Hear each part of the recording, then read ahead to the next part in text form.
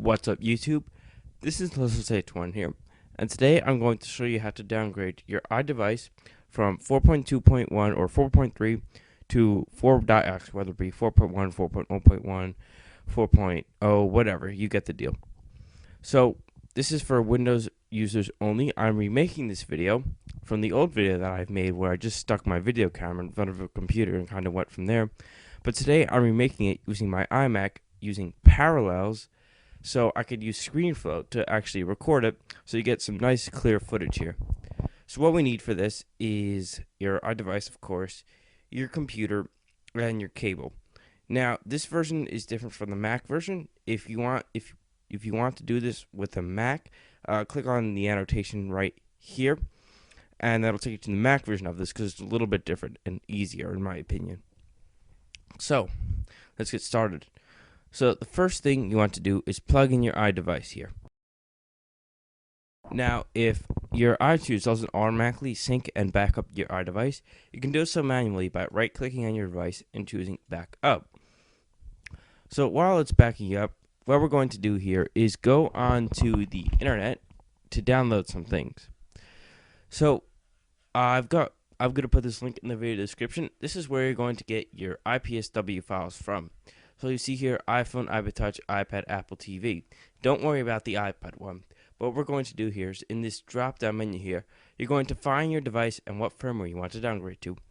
So I've got an iPod Touch 2G. We're going to focus on iPod Touch 2G here. If I got an iPhone 4, wherever that is, we're going to focus on iPhone 4 here. But since I've got an iPod Touch 2G here, what we're going to do is we're going to say, for example, I'm going to downgrade to 4.1. You're going to select that and you're going to choose download, and it's going to download. Make sure you know where your computer is putting these downloads from, or in, I should say. So once we've got that, we're also going to download something called RecBoot, which will come in handy if you ever get an error message during this restore process. So you're simply going to press download RecBoot for Windows. It's going to take you to a site where you could download it from, and when we're done with that, I'm just going to quit Firefox for now. And it looks like we're ready to sort of begin this sort of process here. So what we're going to do here is I've got several IP addresses in my clipboard, and we're going to open up Windows Explorer. We're going to go to the little computer folder here.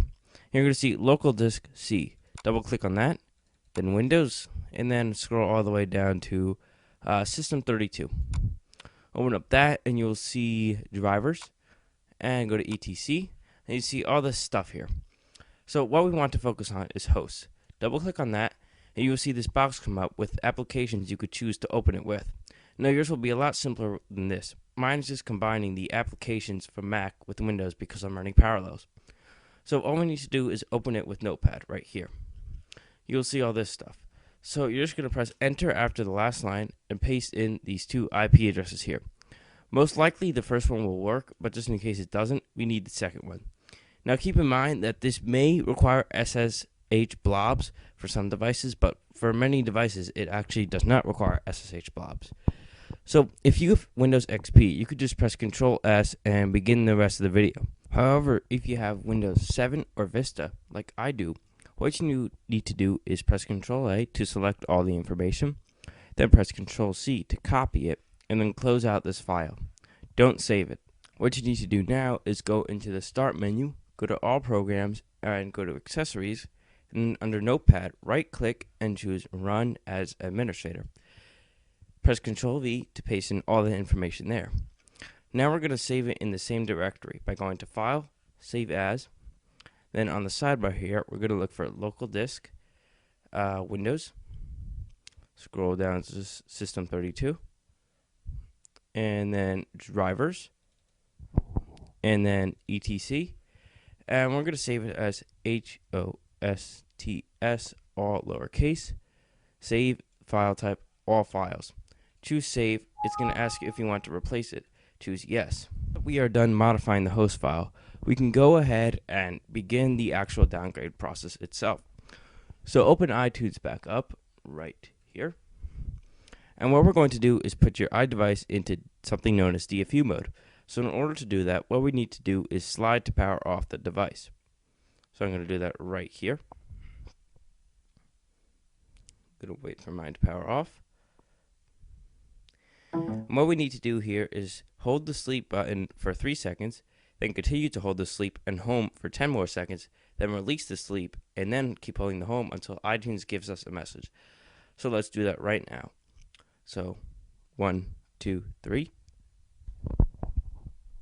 1, 2, 3, 4, 5, 6, 7, 8, 9, 10. Release sleep. 1, 2. We don't actually have to count for this. We could just kind of wait for it to load. Okay, and there we go. Now iTunes has given us a message here, and we're just going to press OK. So right now what we're going to do is press and hold the Shift key and then click the Restore button. A little box comes up. Now this is why we want to find the IPSW file in wherever we saved it. So I've saved mine to my downloads file. You're going to just choose Open, and it's going to restore. Now before I continue on here, if you get error 3194 after pressing the Restore button, here's what you can do to fix that error. Simply close out iTunes, but leave your iDevice in recovery mode or DFU mode. Then open iTunes back up, and you will get this message again. And I'm just going to press X, and press and hold the Shift key once again, and choose Restore, and look for the IPSW file again.